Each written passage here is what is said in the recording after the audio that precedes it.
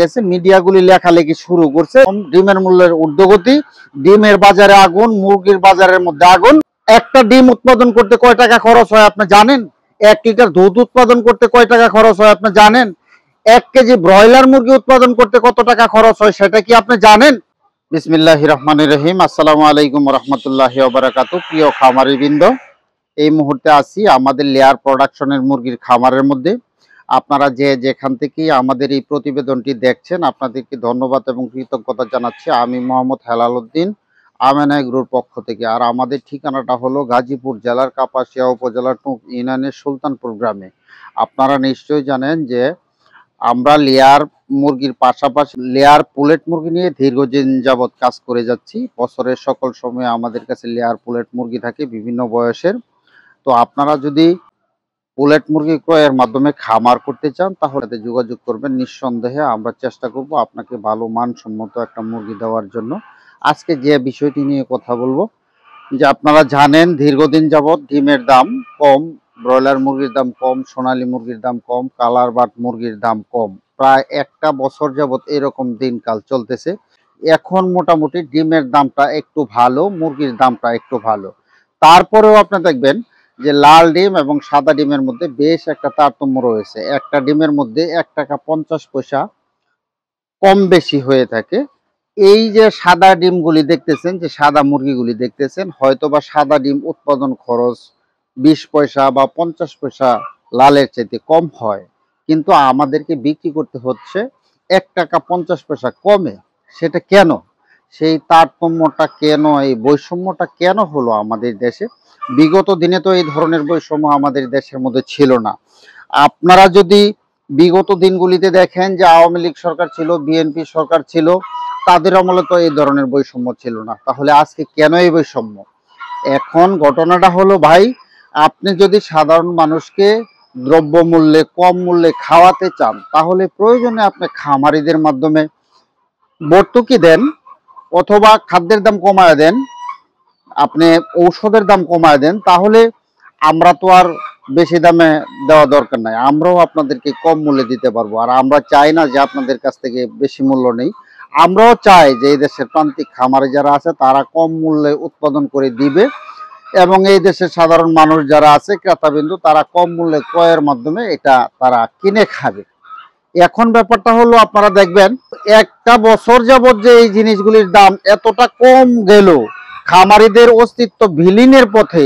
এই 1 বছর পরে যখন ডিমের মূল্য, মুরগির মূল্য একটি বৃদ্ধির পথে, তখন ওই মিডিয়া এর মধ্যে লেগে গেছে যে ডিমের মূল্য ঊর্ধ্বগতি, মুরগির মূল্য ঊর্ধ্বগতি। তার মানেটা কি? তার মানেটা হলো, আপনারা নিশ্চয়ই ধরে নেবেন যে এরা, এই মিডিয়াগুলি, এই কুচক্রী মহলটা কারো না কারো এজেন্ডা বাস্তবায়নের জন্য এই কাজ করে যাচ্ছে। সেটা কেমন, আপনাদেরকে যদি আমরা ডিটেইল যদি একটু না বুঝিয়ে বলি তাহলে হয়তো বা আপনারা বুঝবেন না সেটা কেমনে। এখন মনে করেন যে এই যে ডিমের দাম এখন প্রায় 10 টাকার কাছাকাছি চলে গেছে, মিডিয়াগুলি লেখালেখি শুরু করছে যে ডিমের মূল্য কম, ডিমের মূল্যের ঊর্ধ্বগতি, ডিমের বাজারে আগুন, মুরগির বাজারের মধ্যে আগুন। তখনই আপনার দায়িত্বশীল ব্যক্তিবর্গ যারা আছেন এবং ভোক্তা অধিকার বলেন, তারা সাধারণ বাজার পর্যায়ে এবং ডিমের আড়তে এবং মুরগির আড়তের মধ্যে তারা হানা দিবে। হানা দিলে কি হবে? এই মূল্যটা এখান থেকে আরো কমে যাবে, সহনশীল পর্যায়ে চলে যাবে। এখন আমরা যদি ধরি যে সহনশীল পর্যায়ে যদি চলে যায় তাহলে আমাদের কি হতে পারে, আমাদের অস্তিত্ব কেমনে টিকে থাকবে, এটাও একটু বোঝার বিষয়। যদি কমে যায় এবং কম মূল্য যদি থাকে তাহলে এই যে প্রান্তিক খামারিগুলি আছে, আমরা এই খামারের মধ্যে আর থাকতে পারবো না, আমরা বিলীন হয়ে যাব।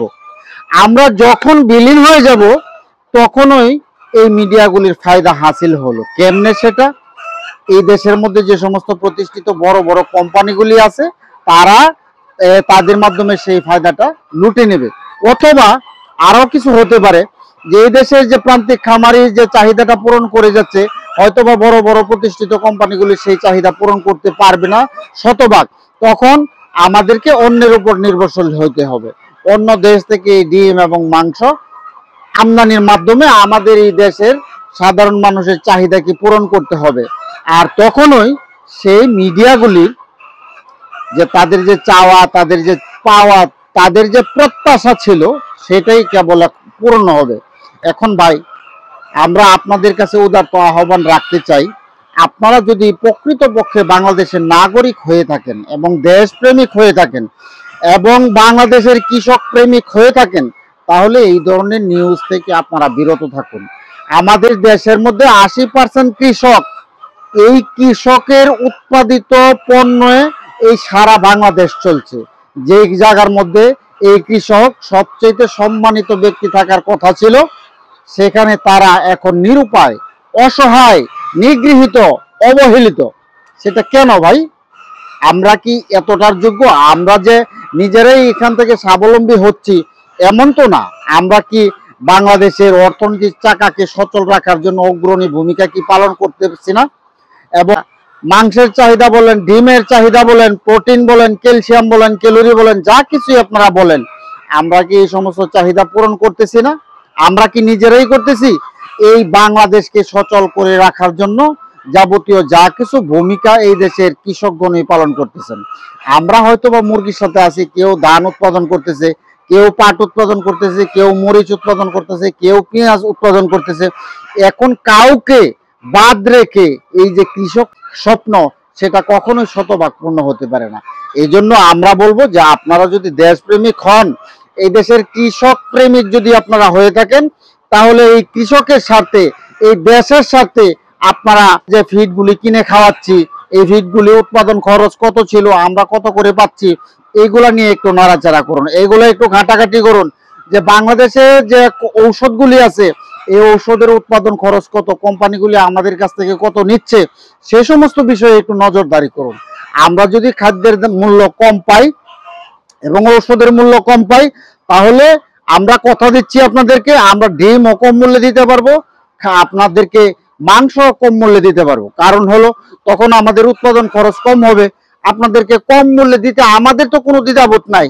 আর আমরাও চাই এই দেশের মানুষজন নাগালের মধ্যে সকল কিছু থাকুক, কম মূল্যে তারা নিত্য প্রয়োজনীয় জিনিসগুলা কিনে যাতে খেতে পারে, সেই অবস্থা বিরাজমান হোক।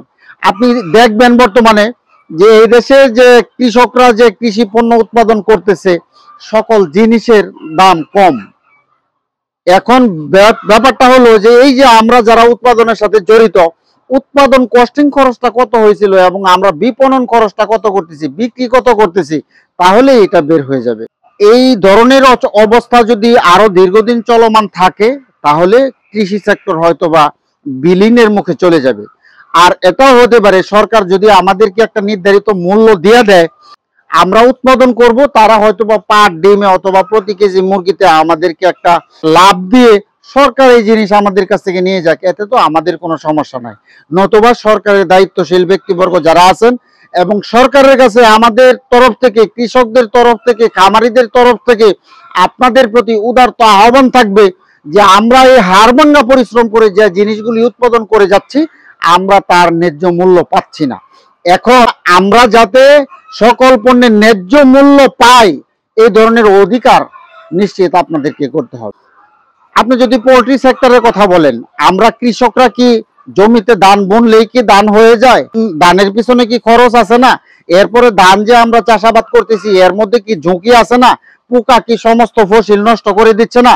এই যে পোল্ট্রি ফার্মিং এর মধ্যে যে আমরা আছি, আমরা কি শতভাগ এইখান থেকে সফল? এই ফার্মিং এর মধ্যে কি কোনো সমস্যা নাই? এখানে দোষ নাই? বার্ড ফ্লু আক্রান্ত করতেছে না? রানীক্ষেত আক্রান্ত করতেছে না? ফাউল কলেরা আক্রান্ত করতেছে না? এক একটা সময় দেখবেন সেটকে সেট আপনার খালি হয়ে যাচ্ছে। মিডিয়া যারা আছেন আপনারা এইটাও কিন্তু দেখছি আমরা, আপনারা প্রতিবেদন করে থাকেন যে সেটগুলি বন্ধ হয়ে যাচ্ছে। সেটা কেন বন্ধ হয়ে যাচ্ছে? হয়তোবা আমরা ন্যায্য মূল্য পাচ্ছি না, নতুবা এই রোগ ব্যাধির সাথে আমরা যুদ্ধ করে টিকে থাকতে পারতেছি না। এখন ঘটনাটা হলো আমরা কিভাবে টিকে থাকবো এটারও কোনো তদারকি নাই, যে কি ধরনের রোগে আক্রমণ করে এখান থেকে কিভাবে আমরা সুরক্ষিত থাকবো, এই ধরনেরও কোনো নিশ্চয়তা আমরা কিন্তু পাচ্ছি না। এই নিশ্চয়তা যদি আমরা না পাই, এই নীতিমালা যদি আমাদের দেশে না থাকে, এই দেশে যদি প্রয়োগ না থাকে, তাহলে দেখবেন যে একটা সময় এই দেশের সম্পূর্ণ অস্তিত্ব বিলীনের মুখে চলে যাবে। আপনি কৃষি বলেন, পোল্ট্রি ফার্ম বলেন, ব্রয়লার ফার্ম বলেন, ডেইরি বলেন এবং মাংস উৎপাদনকারী প্রতিষ্ঠান বলেন, যাবতীয় যা কিছুই বলেন না কেন, সবকিছুই বিলীনের মুখে চলে যাবে। আমরা কি এই দেশের চাকা সচল রাখার জন্য অগ্রণী ভূমিকা পালন করতেছি না? কোন অংশে আমরা কাজ করতেছি না? আমরা তো আমাদের ওয়ে থেকে তৃণমূল পর্যায় থেকে হাড় ভাঙ্গা পরিশ্রম করে যাচ্ছি। আমরা তো চাচ্ছি যে আমরা যদি স্বাবলম্বী হতে পারি তাহলে এই দেশ স্বাবলম্বী হবে। আমাদের অর্থনীতির চাকা যদি সচল হয় এই দেশের অর্থনীতির চাকা সচল হবে। তাহলে এই যে একটা বৈষম্য আমাদের প্রতি হচ্ছে সেটা কেন হচ্ছে এটা তো আমরা বুঝি না, এটা আমাদের বোধগম্য হয় না। এখন এই দেশের মিডিয়া ব্যক্তিত্ব যারা আছেন এবং সরকারের দায়িত্বশীল ব্যক্তিত্ব যারা আছেন, একটা ডিম উৎপাদন করতে কয় টাকা খরচ হয় আপনি জানেন? 1 লিটার দুধ উৎপাদন করতে কয় টাকা খরচ হয় আপনি জানেন? 1 কেজি ব্রয়লার মুরগি উৎপাদন করতে কত টাকা খরচ হয় সেটা কি আপনি জানেন? এটা জানার জন্য আপনি চেষ্টা করুন। এইটা জানার জন্য আপনি ফিড কোম্পানিতে যেতে পারেন, আপনি ঔষধ কোম্পানিতে যেতে পারেন। এই সমস্ত তথ্য সংগ্রহ করে আপনারা একটা ডকুমেন্টারি আকারে একটা প্রতিবেদন পেশ করেন। এই জাতি যাতে সজাগ হয়, এই সমস্ত কোম্পানি যারা আছে, মেডিসিন কোম্পানি আছে, ফিড কোম্পানি আছে, তারা যেন সজাগ হয়, তারা যেন সচেতন হয়। আপনি একটা জিনিস কি দেখছেন, এই যে ফিড কোম্পানিগুলি তাদের শুরুটা একেবারেই ছোট পর্যায় থেকে ছিল, আজকে দেখবেন যে আঙ্গুল ভুলে তারা কলা গাছ হয়ে গেছে। কার কথা আপনি না করবেন? কাজীর কথা বলেন, সিপির কথা বলেন, নারিশের কথা বলেন, প্যারাগনের কথা বলেন, বাংলাদেশে এরকম কোনো জায়গা নাই যে এইখানে তাদের সম্পদ নাই, এখানে তাদের ফার্ম নাই, এখানে তাদের হ্যাচারি নাই, এখানে তাদের ফিড মিল নাই, এখানে তাদের কমার্শিয়াল ফার্ম নাই। তারা সব কিছুই উৎপাদন করতেছে। তারাও চাচ্ছে যে তৃণমূলের খামারি যারা আছে তাদের কাছ থেকে এই ব্যবসাটা যাতে তাদের হাতে চলে যায়। তাদের ব্রয়লার মুরগি উৎপাদন করতেছে, লেয়ার পোলেট মুরগি উৎপাদন করতেছে, কমার্শিয়াল ভাবে লেয়ার মুরগির বাচ্চা উৎপাদন করতেছে, লেয়ার মুরগির ডিম তারা উৎপাদন করতেছে এবং ফিড তারা উৎপাদন করতেছে। মেডিসিনগুলি বহির্বিশ্ব থেকে তারা ইনপুটের মাধ্যমে তাদের এই কমার্শিয়াল খামারগুলি চালাচ্ছে। এই ধরনের বৈষম্য কি আমাদের দেশের জন্য প্রযোজ্য? এটাই কি ছিল? এখন ব্যাপারটা হলো তাদেরকে কতটুকু অনুমতি দেওয়া হয়েছে যে তারা কি কি উৎপাদন করতে পারবে এবং তারা কতটুকু কি উৎপাদন করতেছে, এইগুলি সরকারের তরফ থেকে আপনারা নজরদারির আওতায়ের মধ্যে আনবেন। তো প্রিয় খামারিবৃন্দ, এই সমস্ত জিনিসগুলি আপনারা ভাববেন। আর আপনারা আপনাদের স্থান থেকে ফেসবুকে হোক, ইউটিউবে হোক এবং ব্যক্তিগত মতামতের মাধ্যমে হোক, চায়ের দোকানে হোক, প্রতিবাদ গড়ে তুলতে হবে। আপনারা প্রতিবাদ করুন এই সমস্ত বৈষম্যের ব্যাপারে। যদি আপনারা নীরব থাকেন তাহলে আমরা শেষ হয়ে যাব, আর যদি আমরা সরব থাকি তাহলে এই বাংলাদেশ টিকে থাকবে। আপনারা টিকে থাকবেন, আমরা টিকে থাকবো। তো আপনারা যে যেখানেই আছেন এই সমস্ত ব্যাপারে অবশ্যই সজাগ থাকবেন এবং সকল মিডিয়ার মাধ্যমে এই বৈষম্যের ব্যাপারে আপনারা প্রতিবাদ গড়ে তুলবেন। এই বলেই আমার আজকের এই প্রতিবেদনটি শেষ করব। ভালো থাকবেন। আসসালামু আলাইকুম ওয়া রাহমাতুল্লাহি ওয়া বারাকাতুহু।